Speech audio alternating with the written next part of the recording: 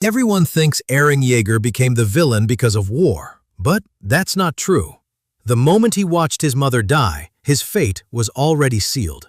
What's even more terrifying is that years later, he would manipulate his own father, create the future he hated, and choose to wipe out 80% of humanity, knowing exactly what it would cost. But here's the question that split millions of fans around the world. Was Eren truly free, or was he the biggest slave in Attack on Titan? Because according to real psychology, every decision he made follows a pattern that exists in the real world. And once you understand it, you'll realize Eren Yeager wasn't fighting Titans. He was fighting something much darker inside his own mind. Most people think Eren changed throughout Attack on Titan, but if you look closely, he never actually changed. His obsession simply grew larger. As a child, he wanted to destroy the Titans because they stole his freedom. Then he discovered the Titans weren't the real enemy. Then he learned the people outside the walls wanted his entire race erased. Suddenly, the enemy wasn't monsters anymore. It was the entire world. This perfectly matches a psychological concept called a core belief. A core belief is formed after severe trauma and becomes the lens through which someone sees reality. When Eren watched his mother die, his brain created one unbreakable rule. Anything that takes away my freedom must be destroyed. Every choice he made after that was built on this single belief. This obsession becomes even more dangerous through something psychologists call psychological reactance. Humans naturally resist when their freedom is threatened.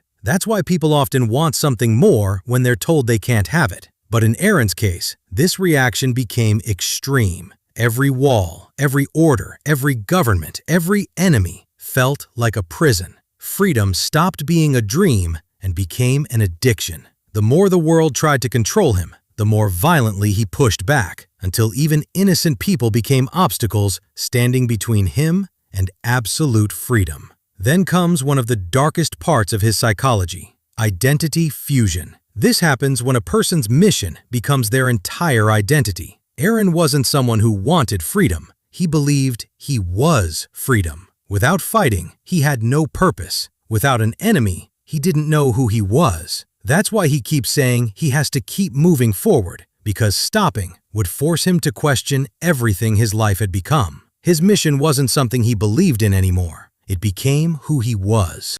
Everything becomes even more disturbing after Eren inherits the Attack Titan, because now he can see memories from the future. Instead of escaping fate, he becomes the person who creates it. This mirrors a real psychological phenomenon called a self-fulfilling prophecy. When someone believes a future is unavoidable, they unknowingly make decisions that bring that future to life. Eren saw the rumbling long before it happened, and instead of searching for another path, his brain slowly accepted that this was the only path left. Once humans believe there are no alternatives, they stop looking for them. The final piece is what psychologists call moral disengagement, a theory developed by Albert Bandura. It explains how ordinary people commit horrific acts without believing they're evil. They justify their actions, convince themselves the outcome matters more than the victims, and slowly disconnect empathy from their decisions. Eren never enjoyed killing. He believed it was necessary. He convinced himself sacrificing billions would save the people he loved. And once that belief took over, every terrible decision became easier to make. History has shown this pattern again and again, where people don't become monsters overnight.